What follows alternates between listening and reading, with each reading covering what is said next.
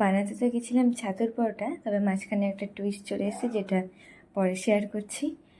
আমি এখানে বড় চামচের 4 চামচ মতন ছাতু নিয়েছি, একটু ভরে ভরে টেবিল স্পুন, আর অল্প একটু লবণ পরিমাণ মতন, একটু জোয়ান, হাফ টিস্পুন মতন জোয়ান ভালো করে হাতের সাহায্যে ডলে সেটা ব্যবহার করেছি।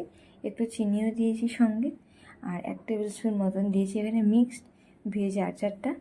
আপনারা চাইলে কিন্তু আম কিংবা লঙ্কার আচার ব্যবহার করতে পারেন। একটা লঙ্কা আর অল্প ধনেপাতা ভালো করে কুচিয়ে নিয়েছি।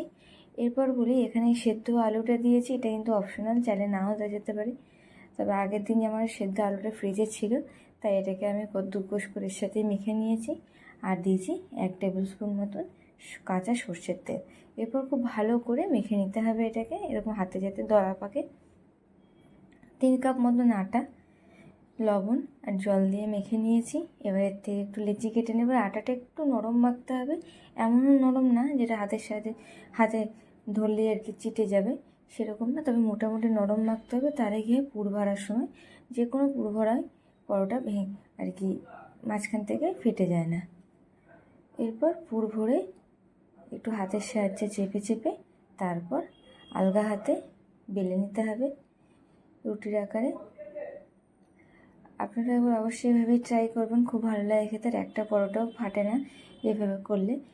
তাওয়াটা ভালো করে গরম করে তারপর লো ফ্লেমে এপিট ওপিট সেঁকে নিতে হবে পরোটাগুলো। তারপর মিডিয়াম ফ্লেমে সেঁকে নিয়ে ঘি কিংবা সাদা তেল দিয়ে ভেজে নিতে হবে।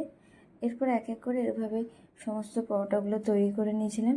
আপনারাও চাইলে একবার দেখে ভালো লাগলে রেসিপিটা অবশ্যই ট্রাই করতে পারেন।